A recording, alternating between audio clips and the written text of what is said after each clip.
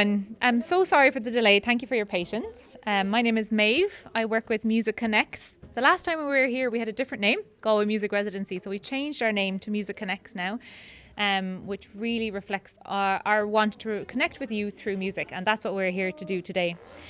Music Unveiled is our guided listening series where we take a deep dive into some of the music that we play at our concerts, so we can all get a better understanding of their structure, maybe a bit of information about the composer and their inspiration, and some insights from Dr. Aidan Thomson, who is from the Department of Music in the University of Galway, who's one of our speakers.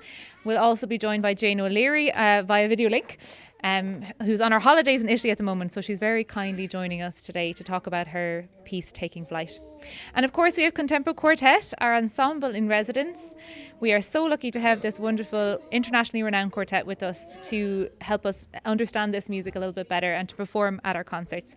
So thank you all. I hope you really enjoy it. If you have any questions, we'll have time for those later, and we'd love to hear from you. I hope you enjoy. I'm going to pass you over to Aidan now. Thank you so much. Well, good morning, everyone, and thanks to Maeve, and I will have to make a conscious effort not to refer to Music Connects as the Galway Music Residency today, but it's great to be working with you again. Okay, so if we're ready to go. Okay, the first piece we're going to be talking about today is a string quartet by Haydn, a composer from the mid to the late 18th century, Austrian composer. That's him looking pensive with a feather in the background. And this is particularly the finale of his string quartet in C major, Opus 20, number 2. Now, what do I mean by Opus 20? Well, an opus number is simply a collected publication. Opus is the Latin word for work. So this is the 20th work that Haydn had published. It consists of 6 string quartets, and each of these quartets is made up of, it's usually 4 separate movements. A movement is simply a self-contained piece of music that has got particular themes in it and is in a particular speed. So 6 quartets means that 6 quartets times 4, a total of 24 movements.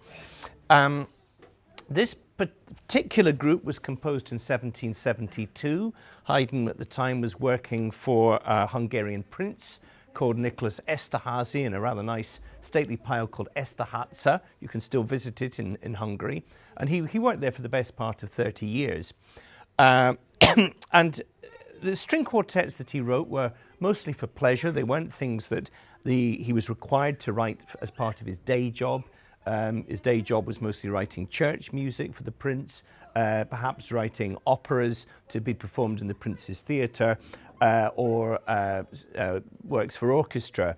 But the string quartets were things that Haydn was writing more for himself and for anyone around Esterházy who'd be keen on playing. And Nicholas himself was an amateur performer. So these are works that can be performed by amateurs, or at least by good amateurs. As we'll hear today, it's quite difficult, really. So it's best probably left to professionals to play it. The works were published, first of all, in Paris in 1774, and then a few years later in Vienna. And it was through publications that Haydn's work got to be known. Obviously, there were no recordings back then, so it was really reliant on people buying copies of this music and playing it themselves. And that's how Haydn got the reputation as being probably the leading composer of string quartets in his era. He's been described as the father of the string quartet, so it gives you an idea of how important he is with this particular genre. He's from what we call the classical era of Western classical music, which is roughly from 1750 to about 1830 or so. And that's the era that follows the Baroque era. The Baroque era is the era of composers like Bach and Handel. And the classical era is a kind of reaction against the Baroque. But interestingly, in this piece, Haydn actually revives a number of techniques that are associated with the Baroque. And I'm going to suggest possible reasons why in just a moment. This particular quartet, the second of the set, has got 4 movements. The first, moderato, is in a moderate tempo. The second is a slow movement, adagio. Then we have a minuet, Minuet's a type of aristocratic dance. It was the standard third movement in quartets at this time. And then the finale, the final movement, which is what I'm going to be spending most of my time talking about, Fuga a quattro soggetti, a fugue with 4 subjects. Now, what's a fugue? Well, I'll be explaining that in a minute as well. And it's another fast movement. Allegro means lively. So my talk today, first of all, is going to be first of all, we're going to listen to the movement, but then I'll be asking, what is a fugue? That's a rhetorical question. I'm not expecting you to answer it. Don't worry. I'll be explaining what it's all about. And then we're going to listen to bits. We're going to break down the finale. We're going to break down the 4th movement and work out what is going on.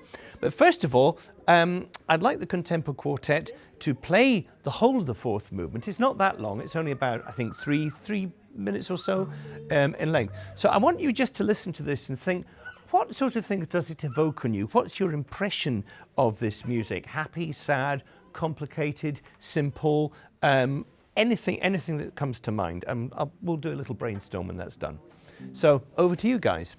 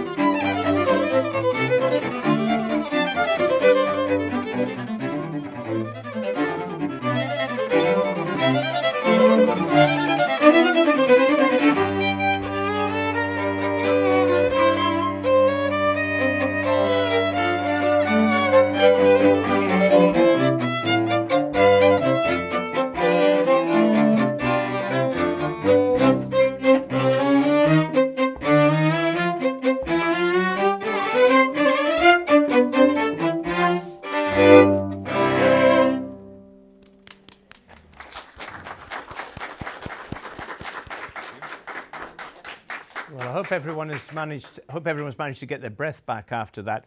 What was your impression just listening to this? As I say, I don't want any kind of sort of technical comments. Just in terms of, is it happy music? Is it sad music? Is it brainy music? Is it kind of slightly lighter music? Do we think it's something a kind of piece that would be quite clever to write? Or do we think it's something that must be clever to write that? It must. You can't really write it unless you are clever, isn't it? Yes. Well, this is the point I'm going to be driving at. When I was a student, we had to write a fugue, or at least a fugal. The beginning of a fugue, what we call a fugal exposition. And it was one of these things, you got out your manuscript paper, because we all used manuscript paper and pencils in those days, and you kind of had to work out, this bit goes here, that bit goes there, and put it all together. It requires quite a bit of forethought. And this is kind of key to what I think is what this piece is all about. So let's just get on to the question now of what is a fugue.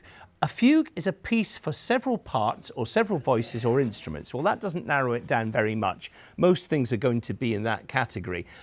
So what kind of piece is it going to be? It's one that is based on what we call canonic imitation. Now, canonic imitation, a canon, or if you think of a round, is simply a melody where one person starts off with the melody, and then while they're singing it, then someone else starts singing or playing that melody, and then someone else does again. I mean, the classic example that we all learn when we're growing up is Frère Jacques. Frère Jacques, Frère Jacques, do do do do do do do do do do. You know, one person will start singing it, and then someone else will join in, and then a third person will join in, and the way that each of the entries, as we call it, each of the starts of the melody take place, they work out in such a way that it creates nice harmony with it as well. Now, the more technical term for a melody that is imitated by another melody is a canon. And canonic imitation, in other words, the process of a canon where each part, each voice, each instrument imitates another, is what underpins a fugue. Because a fugue will start off with a melody, just one melody on its own, and then that melody is passed to another performer or to another part or to another voice, and then it will be passed to another one again. The melody that we hear at the start, I'm going to use a bit of technical terminology now, is called the subject. So what you are hearing, dum bum ba da da da, is what we would call the subject of the fugue. And then once the subject has come to an end and another instrument comes in and it plays the subject, it's called the answer. So the subject is answered quite literally by the answer. There's sometimes one or two small changes that are made, but essentially it's the same melody. And while the second instrument is playing the answer, the first part, the part that had the subject originally, plays a counter melody. So if you think of it in terms of Frère Jacques, if our subject is Frère Jacques, I suppose the counter subject would be da da da da da da, and then you would have another counter subject da like that. So we kind of start subject, and then we've got answer, counter subject, and then another part will come in subject, answer. Subject, counter subject, a third part, and so on and so forth. And gradually, as each of the different instruments comes in, you're building up different lines, what we call different counterpoints, against each other.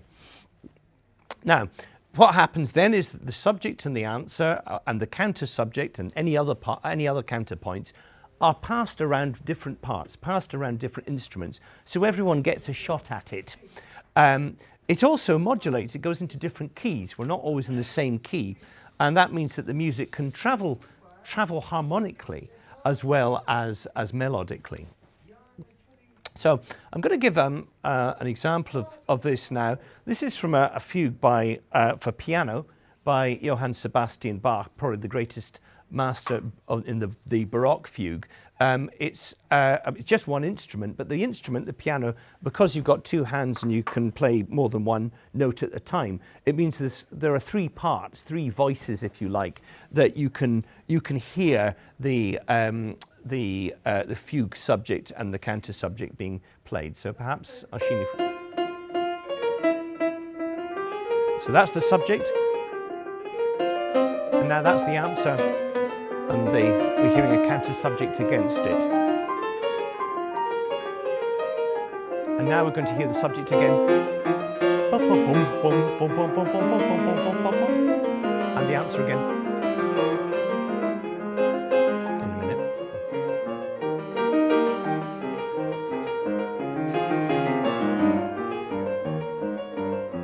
And here's the subject. And now the answer.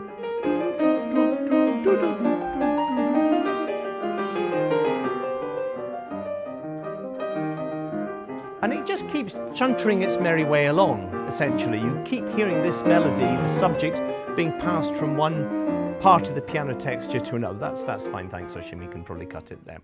So that's a fugue in a nutshell. The idea is it's one main melodic idea that is passed from instrument to instrument or voice to voice or different parts of an instrument to another part of an instrument. And of course, if you've got a string quartet, you've got 4 potential players who can play it. Now, as I say, fugues have existed throughout history.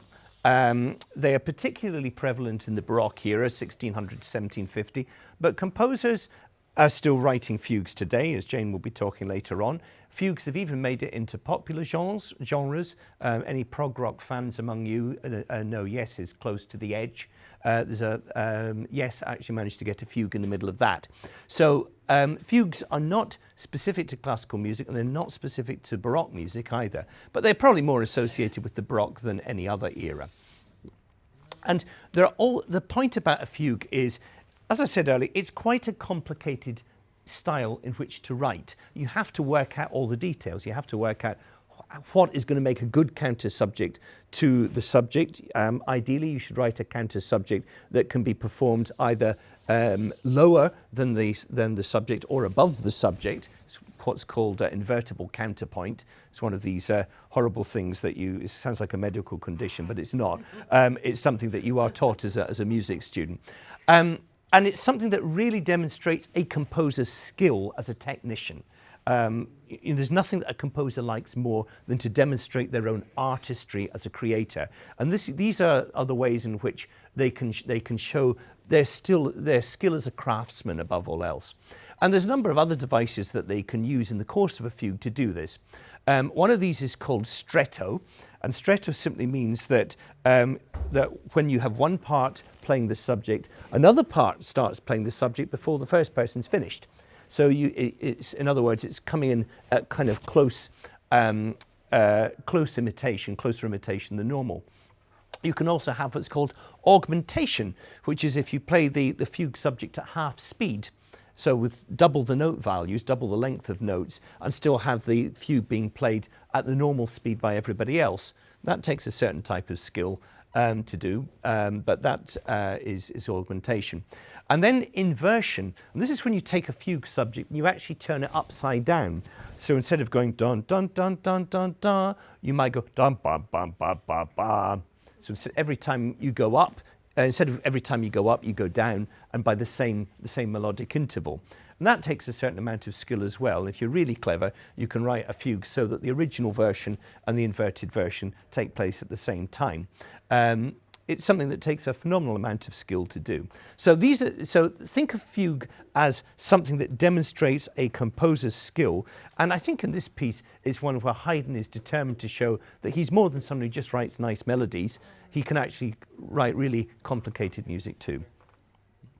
Now, if it ain't Baroque, don't fix it, or do you? Well, as I say, Haydn isn't a Baroque composer. He's someone writing after the era of the Baroque. The style has changed. We've gone from the complexity of Bach to a much simpler style, what's called the galant style, where you have kind of elegant melodies and very simple accompaniments. And that had been the style for probably about 20 years or so before Haydn wrote this piece. And it's a style that Haydn could write in himself and did write in his very earliest quartets. So in this respect, the Opus 20 quartets are a bit of a change. He's starting to use the older style of the Baroque, the older style of the previous generation, the more complex style, possibly to show his compositional rigor, to show that he is a composer who, as I say, is more than just nice melodies and simple accompaniments, but someone who can write in a really skillful way as well. And I'm going to give you just a quick example of an evocation of this earliest style. And this is from the first movement of the quartet. Now what we're going to hear at this point is something that's close to a Baroque genre called the trio sonata. Now the trio sonata was traditionally for 2 violins and a cello. And the way it worked was that the 2 violins would be playing roughly the same music in the same register, and the cello would be playing the bass part underneath, and it would be slightly different. Now, what we hear in this case is a little bit different because the cello isn't playing the bass part, the viola is playing the bass part. The people playing the 2 melodies in the same register are the cello and the second violin to begin with, and then the 2 violins are playing together with the viola playing the bottom part. So just the first 12 bars, and you'll hear what I mean, I hope.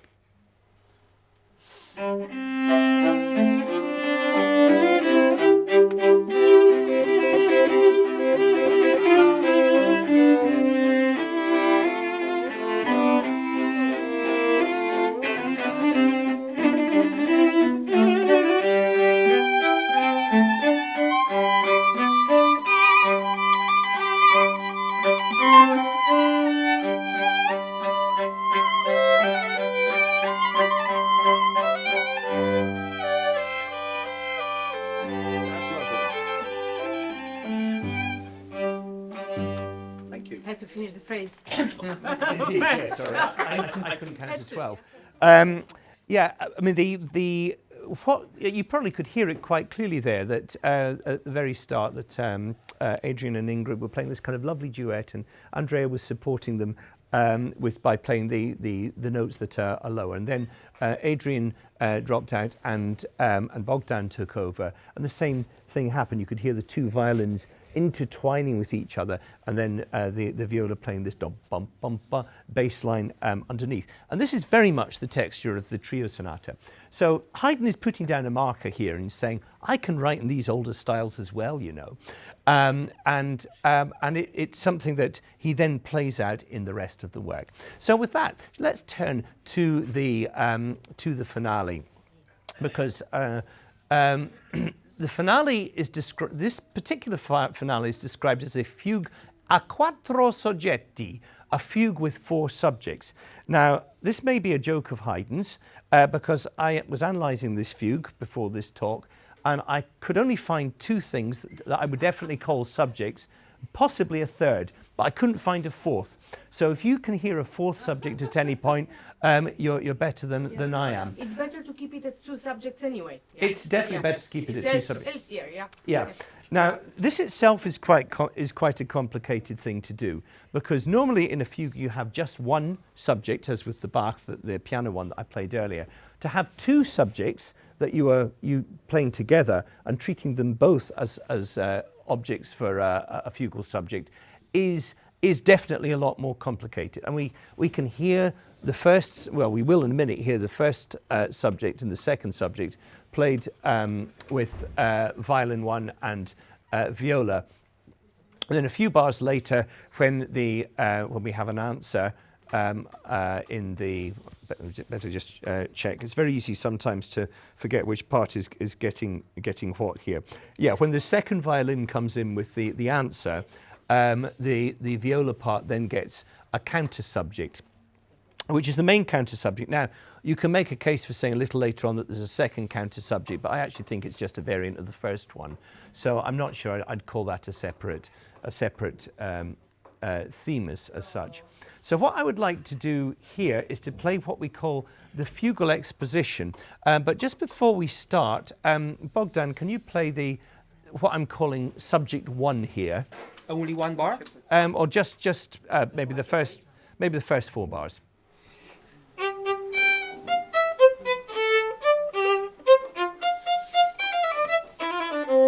So that's our main fugal subject. That's our fugue subject 1. And this is one that you will keep hearing again and again. And you probably will remember you did hear again and again. But against that, we've got another subject as well that is played by the viola a bar or so later. So Andrea, can you just play that, please? And perhaps the two of you play this together so you hear the two subjects playing at the one time.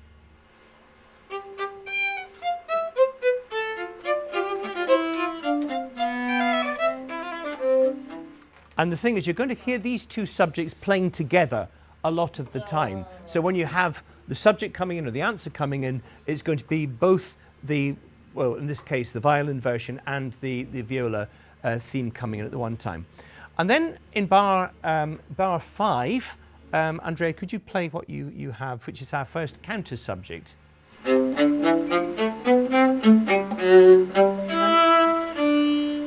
And this theme comes in really from every time the subject comes in. That particular theme is going to be coming in to accompany it as well. Now, I mean, Bogdan, if you want, you can perhaps you can play the second counter subject, the one at bar 12. Yeah. So diddle diddle diddle diddle, but actually that's really just da da da da. It's the same thing as what Andrea was playing, but it's sufficiently different. We can hear the rhythm is a little bit different, that we might consider that another counter subject as well. Now, the fugal exposition is the first bit of the fugue. It's the first entries of these themes, and we're going to hear, just in this passage here, we're going to hear 5 different entries of the subject or answer. And when I'm talking subject or answer, I'm talking about the one that Bogdan is playing, subject 1. We hear it first in the first violin, then in the second violin, then in the viola, then in the cello, and then in the first violin again. And then it finishes up in, the phrase finishes up in C major, which is the home key. So perhaps can we just play bars 1 to 18, and every time, I'm going to ask you to be really unmusical here, every time you have the... It will be difficult for Adrian. It will be different for Adrian. Well, Adrian, if you can just thump out the melody when you get it. But do you want us to play a little bit louder when we have the... Absolutely, absolutely. Just so everyone can hear the theme being passed around.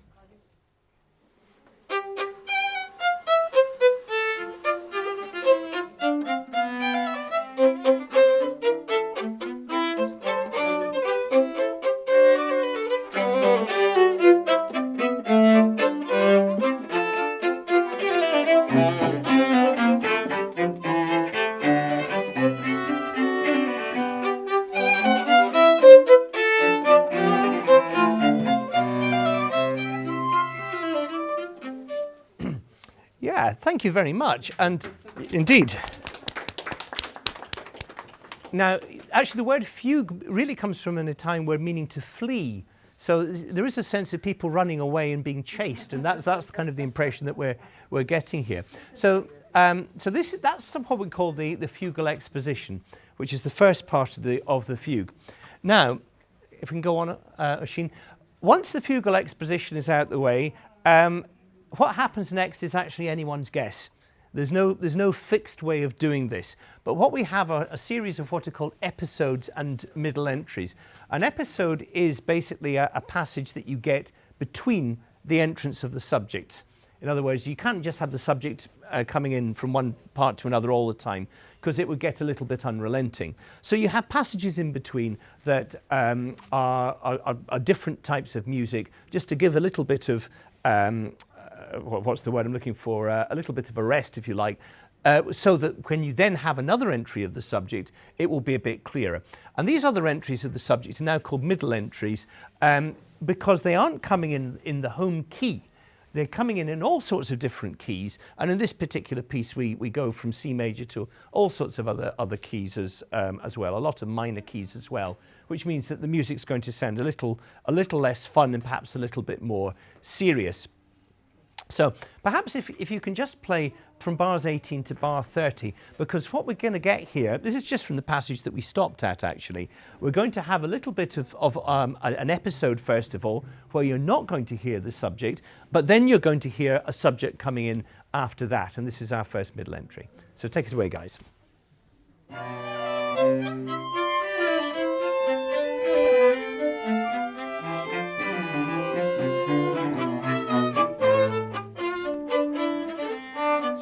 subject there coming through. And again. And another episode. Okay, great. Did you hear that? We had a few bars of not the theme, and then I think Ingrid, it was you who came in with the theme da da da da da da. So just when you think that the music is kind of drifting off into something else, Haydn brings us back to that theme again. Now later in the fugue, I'm going to give you an example of stretto and an example of inversion. Now this is quite a bit later. It's bar 99, so it's about little over halfway through the fugue. I might ask you to, I'll ask you to play it at normal speed first, and then perhaps we can do it slowly just to hear what's going on. Because what we get here is a lot of quick imitation. It's viola and cello get it first, then it passes to the second violin, then it passes to the first violin. Okay? So first time a little bit quicker, isn't it? And then slower. Yes. Okay, sorry.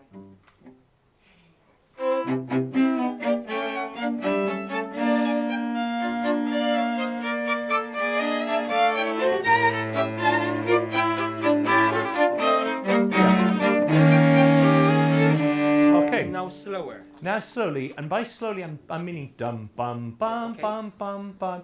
Okay? Now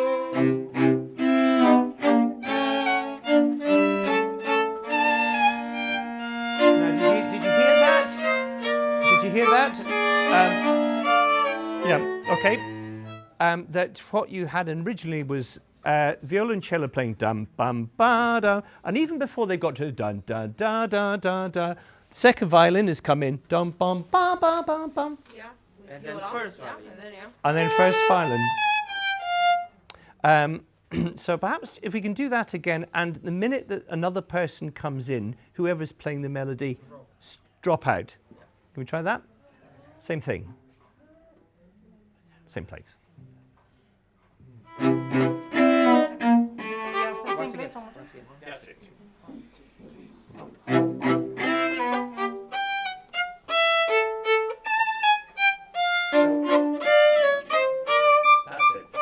So you hear how it's being, how the melody's almost being chopped off before we get to the end, because whoever's coming in next is kind of saying no, no, no. I mean, it's the musical equivalent of elbowing someone out the way. Now something else. Bogdan, can you just play what you have at bar 102? Yes. This.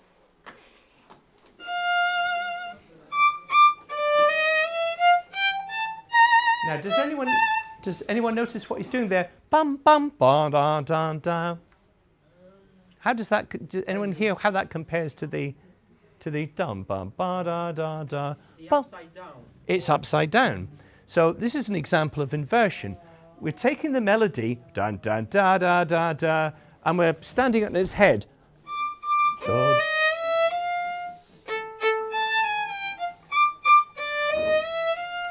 So Bogdan, could you and Ingrid play from 102 to 107? Because what we have here is imitation between these two parts. Bogdan is playing the subject upside down, and Ingrid is playing the subject the right way up. And they're having a kind of conversation.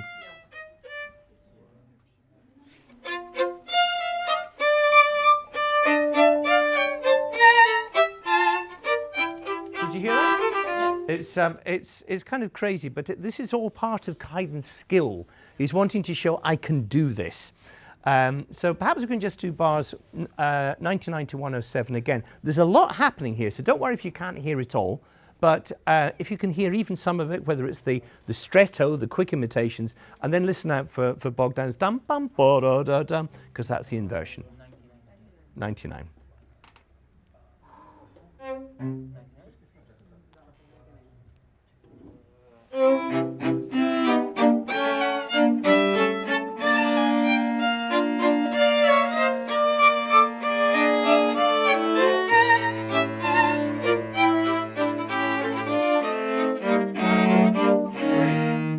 So this is the kind of the dense the dense forest bit of the fugue. What we would call the working out of the fugue. We have to work out a fugue to get to the end of the piece. So next slide, please. We managed to do this because eventually the music does get back to the home key, back to C major. And at this point, we find that Haydn completely changes things. And it's almost as if he said, OK, I've done the fugue now. Now I just want to have a big lengthy coda back in the home key that makes use of parts of the fugue material, but then do something that's a little bit faster, that has more of a sense of the work coming to an end. And he does so in such a way that we don't hear, from this point onwards, we don't hear the subject or the answer anymore. So could you just play from 119 to the end? So a bit of the inversion going on again.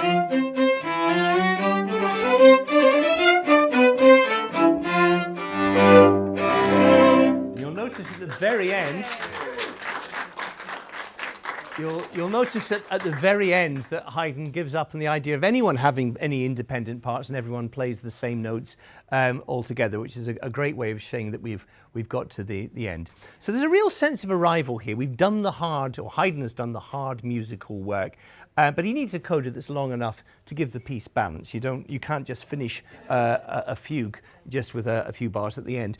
And it's almost as if he's suddenly shot back to his own time. He's shot back from the era of Bach back to the 1770s again. So that's really a guide, a very rough guide to how this fugue works.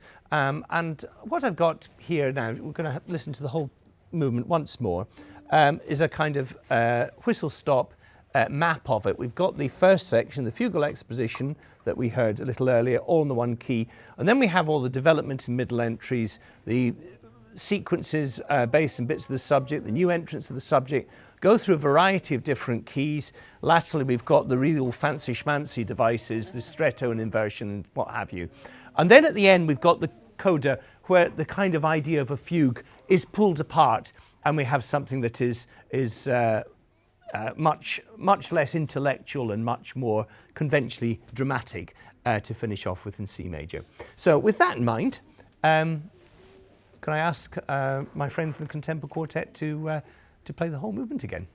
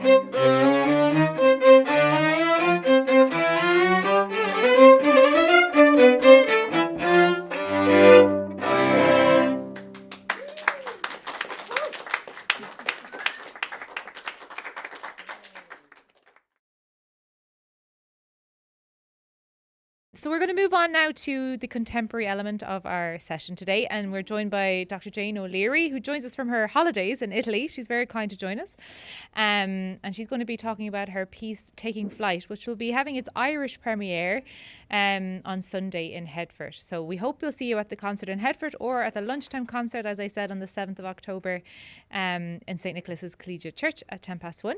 But now over to Jane. Thank you so much for joining us. Hello, everyone. First of all, why is this piece on the concert program? You might be wondering. The piece is called Taking Flight, as Maeve said, and it's about birds, and the theme of the whole program in October is birds. It's the second concert program we've had featuring birds. We had a lovely work by Nick Roth and others back in the spring. But I've always had a fascination with birds. It's quite interesting. Since I was very young, I'm fascinated by watching their flight, by listening to their songs and their chatter in the evenings, observing their behavior. They're quite fascinating creatures in the garden, the way they deal with each other. But mostly what fascinates me is the movement in the air. And for me, this is very like music. The way in which they fly, I could watch them in flight all day long. It's really something wonderful. So I suggest that you do the same between now and the concert and have a look at how they move through the air when they're flying. It's always changing, just like music. So let me tell you a little bit about the history of this quartet that I've written, Taking Flight, and how did it come into existence. I was invited to write it by a quartet based in San Francisco. And there's an interesting history to my connection with this quartet, the Temescal Quartet. Its leader and founder, Barbara Riccardi, was a fellow student at university with me. She was a wonderful violinist, and I was an aspiring pianist. And we often played duos and trios and everything together. We were close friends, and then we went our separate ways. Barbara went from New York to San Francisco, and she is still playing in the San Francisco Opera Orchestra, which I think is pretty amazing. She's a terrific musician. And I headed to Ireland at the same time as she headed to San Francisco. And I continued, as you know, to develop my skills in various musical areas over the years. So we met up recently and reconnected. And she asked me to write this work for her quartet. It was premiered in San Francisco at a couple of performances in March of last year. And the program that she put together was called Taking Flight, a Fugal Adventure. So the program she devised was totally centered on the idea of a fugue. And now you all know exactly what a fugue is after Aidan's wonderful introduction.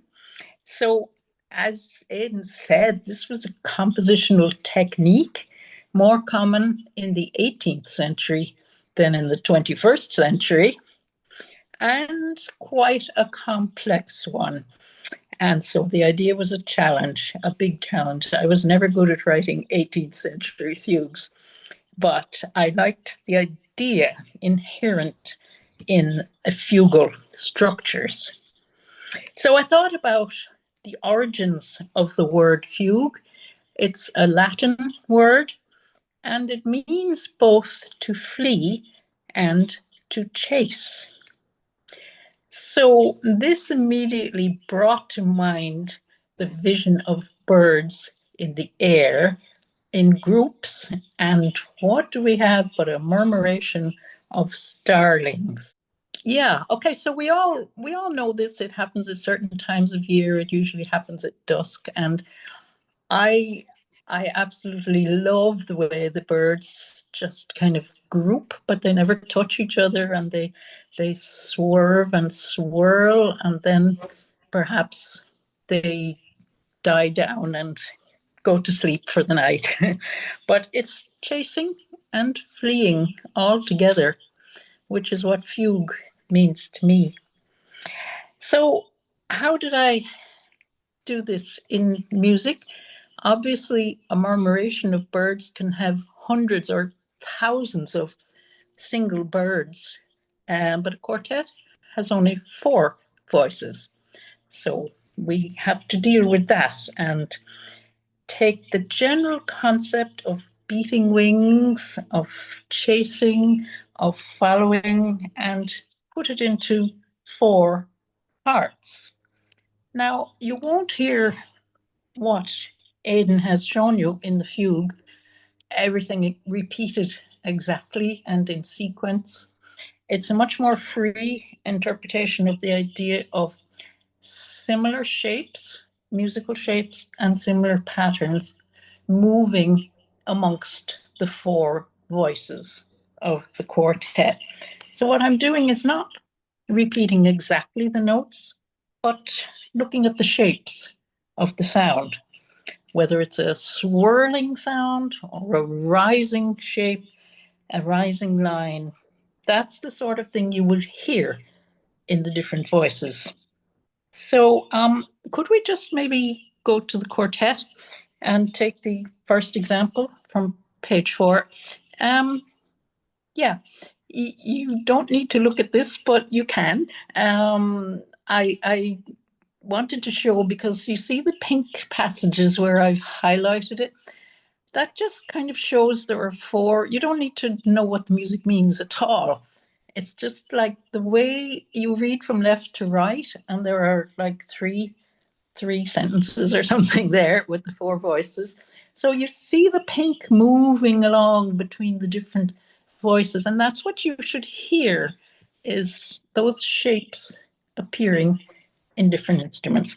Could we look at the first violin and bar 17 to 19 for a little bit? Just that little 2-bar passage, 3 bars.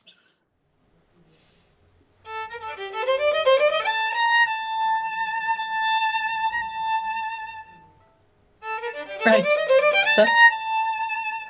Thanks. Yeah, that's it. I just wanted to hear. So that's what I call a swirling shape. It rises, goes up higher. And what have I done with this idea of movement? Let's add the second violin and the viola, starting in bar 17, but just coming in when your busy part starts, and then just continuing to bar 21 with the first violin, second violin, and viola, and see how the idea of swirling shape moves.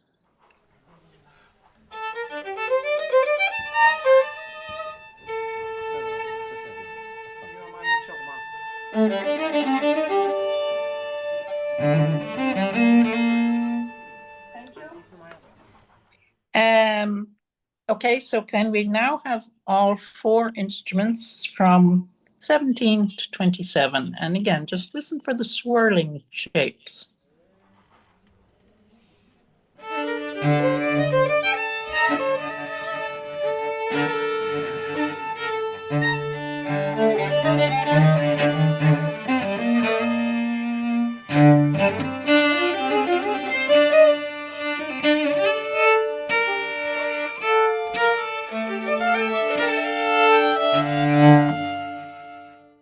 Thank you. Thank you. Okay, so maybe that conjures up a little bit of a visual image for you of the birds chasing each other in the air.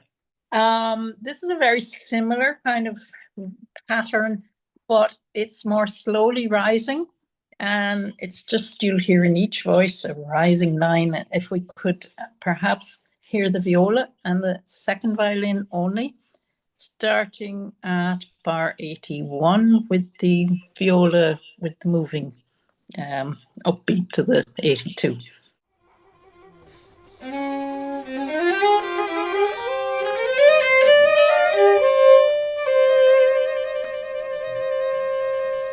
Okay, yeah, I can't hear very well, but yeah, okay. So, and then we might just hear everyone from bar 80, starting with the second violin and continuing on until 89, the bottom of that page. So here again, it's just kind of think of, maybe close your eyes while you're listening to it and try to imagine some birds chasing each other in the air.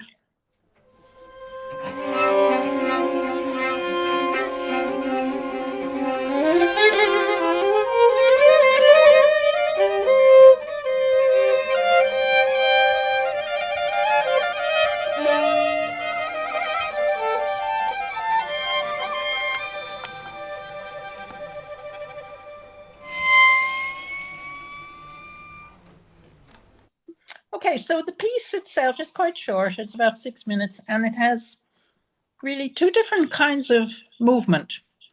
This I call the swirling ones, the busy swirling ones, and you know, that comes and goes. But there's also a more stationary one that I want to look at, where they're drifting. The birds are drifting, but they're flapping their wings, and they don't all flap them in the same rhythm. So here we have page 7. You can maybe show that page now, and you see that never mind whether you know what the music symbols mean, but you can see it's much emptier and there's very little activity. So I kind of got the idea for this from watching how birds will flap their wings, sometimes really fast, sometimes just a little bit, sometimes very slowly, and trying to build this into a musical shape. So the music is not fixed like in Haydn. Their musicians are told exactly what to play. It's very black and white on the page. This page could be played 100 different ways, and each time it's performed, it will be a little bit different, I hope. So it's up to the musicians to pace it and to decide how quickly to go, or indeed how to do their little flapping of wings. So maybe Bogdan could just illustrate the kind of movements that you're going to hear in this quiet section I'll call it the drifting section. So about then, if you could show like the held note and then just introducing a little bow trem shaking sound, and then introducing two notes, just alternating very briefly.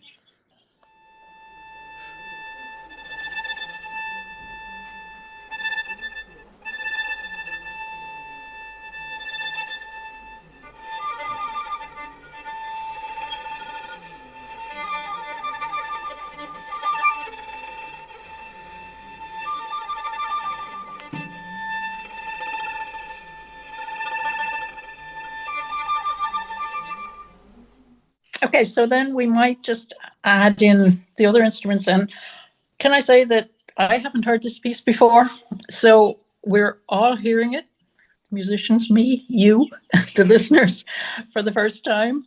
So yeah, it's exciting, but let's see how it goes. Let's try that section A on page 7 with everybody. And I just say take your time with it, please. Just stretch it out.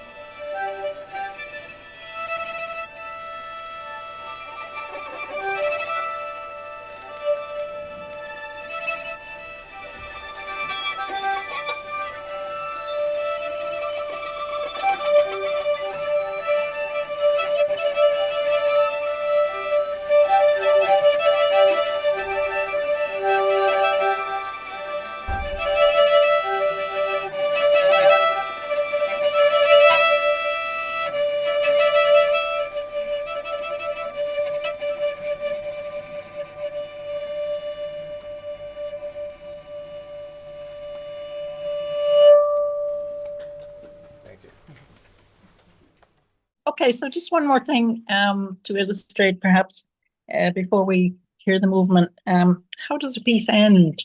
With a bang or a whisper? Haydn always had fun, and I kind of liked his surprise endings. You probably all know the surprise symphony that keeps you guessing, when is it over? The quartet we've just heard has a very clear, this is the ending. But I've tried to kind of put a little bit of question into the final passages of my music. It disappears sort of gradually, slowly, but the first and second violins have a little game, and keep you guessing is, when is it over? When is it ending? And I've asked them to be playful and to just kind of keep you guessing.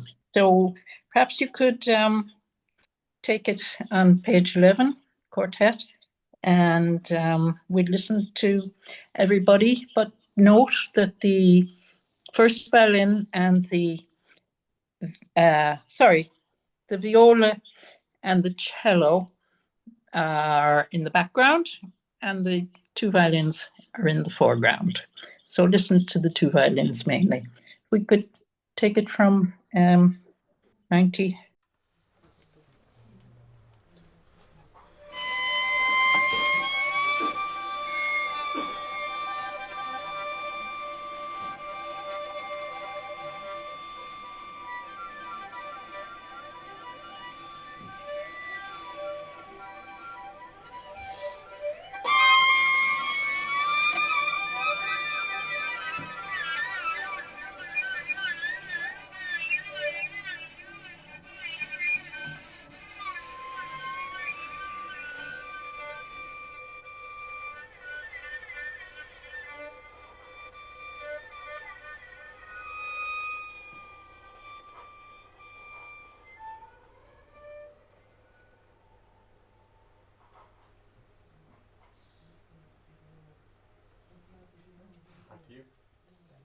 Okay, thanks. So that's about it. You're going to hear basically the swirling bits, the drifting calm bit, more swirling bits, and then the kind of surprising fading away at the end. Just going to read a few lines of a poem by Dermot Healy called A Ball of Starlings, which will set the mood, hopefully, for listening to Taking Flight. As evening falls over the bulrushes, parties of starlings arrive in flurries to join the other shape makers at the alt. The swarm blows high, dives out of sight in a beautiful aside, till there's scarce a trace of a bird. Then a set of arched wings appears, then another. Hundreds turn as one, and suddenly over the loch a whispering ball of starlings rises into the blue night, like a shoal of sardines gambolling under water and changing shape. The birds rise in the vast dark like hayseed till the puffball explodes and the birds suddenly flip again into nothingness. And when the roost reappears out of the deep in a great teeming net of bird song, the din grows intense as they build these last perfect arcs, these ghostly galboes, before making one final sweep that ends in a ticking globe above the reeds. Then chattering, the starlings spill across the black fields.